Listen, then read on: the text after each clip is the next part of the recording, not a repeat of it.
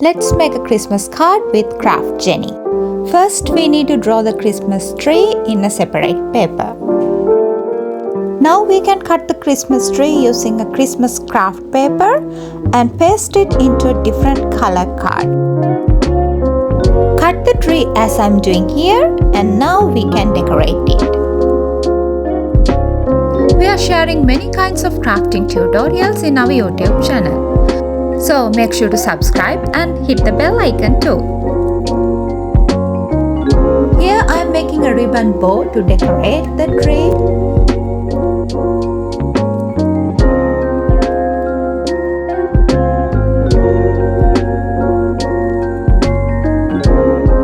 Okay, now it's time for the star.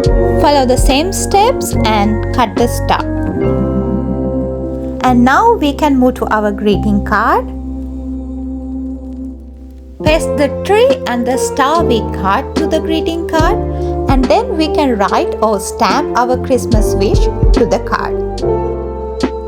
That's it, and we are done. You got a cute Christmas card with very simple steps. What do you think? Make sure to comment your ideas and share with your friends. And subscribe for more.